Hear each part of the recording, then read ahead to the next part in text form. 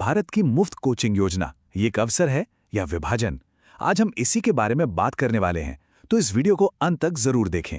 अच्छा, सोचें जरा, अगर देश के सबसे मुश्किल एग्जाम्स की तैयारी के लिए आपको एकदम फ्री कोचिंग मिले तो सुनने में तो किसी सपने के सच होने जैसा लगता है ना? लेकिन क्या हो अगर ये सपना सिर्फ कुछ चुने हुए लोगों के लिए ही हो?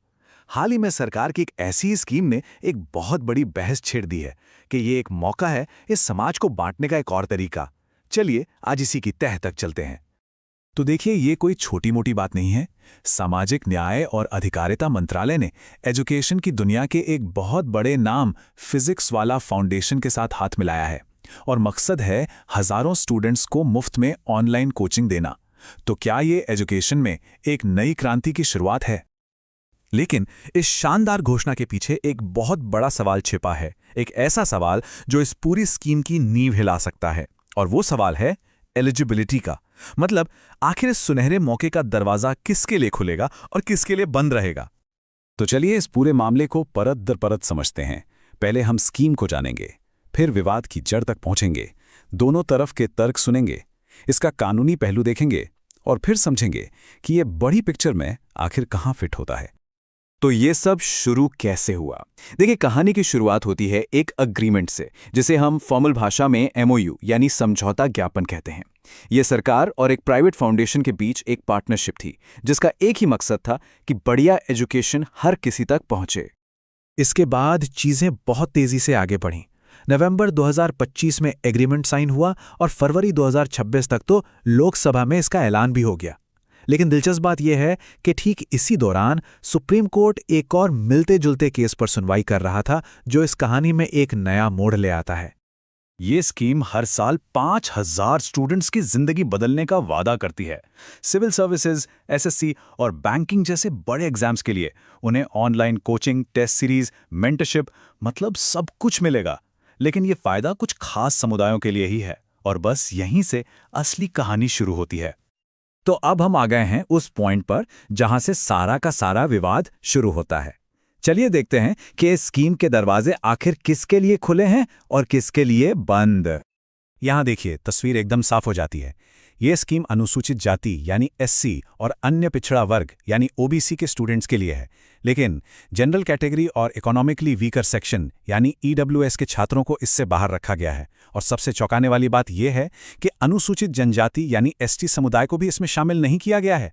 यह एक ऐसा फैसला है जिसने कई गंभीर सवाल खड़े कर दिए हैं। अब जैसे ही यह खबर बाहर आई, इंटरनेट पर, सोशल मीडिया पर एक जबरदस्त बहस छिड़ गई। आइए देखते हैं कि लोग क्या कह रहे हैं, मतलब दोनों तरफ की दलीलें क्या हैं। सोशल मीडिया पर लोगों ने इस स्कीम के डिजाइन पर सीधे सीधे सवाल उठाए। लोगों का कहना है कि ये उन जरूरतमंद स्टूडेंट्स को पूरी तरह से नजरअंदाज करती है जो ईडब्ल्यूएस या एसटी कैटेगरी से आते हैं, और ये एक बहुत ही खतरनाक धारणा बनाती है कि जनरल कैटेगरी का हर स्टूडेंट अमीर है, जो कि जमीनी हकीकत से बिल्कुल अलग है। एक कमेंट है जो इस पूरी भावना को बहुत अच्छे से बताता है। इसमें कहा गया है कि ये स्कीम तो ये मानकर चल रही है कि सवर्ण या जनरल कैटेगरी वालों को किसी सहारे की जरूरत ही नहीं है। जाहिर है, ये एक ऐसा सामान्यीकरण है जो बहुत से लोगों को गलत लग रहा है। अच्छा, अब सिक्के का दूसरा पहलू भी देखते हैं। सरकार का अपना तर्क है। उनका कहना है कि ये पॉलिसी सोशल जस्टिस यानी सामाजिक न्याय की तरफ एक कदम है। इसका मकसद उन लोगों को आगे लाना है जो ऐतिहासिक रूप से पीछे छूट गए हैं, ताकि हर किसी को बराबरी का मौका मिल सके। ये पूरी बहस हमें सीधे हमारे संविधान के दिल में ले जाती है, जहां दो बहुत मजबूत सिद्धांत एक दूसरे से टकराते हुए नजर आते हैं। एक, सभी के लिए बराबरी का अधिकार, और दूसरा, पिछड़ों के लिए विशेष इंतजाम करने की शक्ति। तो यहां एक बहुत बड़ा कानूनी पेंच है। देखिए, संविधान का आर्टिकल 14 कहता है कि कानून के सामने सब बराबर हैं, सिंपल।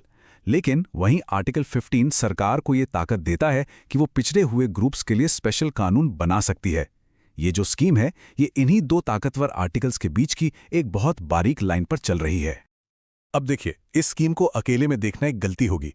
असल में ये उस बहुत बड़ी और कभी न खत्म होने वाली बहस का हिस्सा है जो हमारे देश में रिजर्वेशन और मेरिट को लेकर दशकों से चल रही है।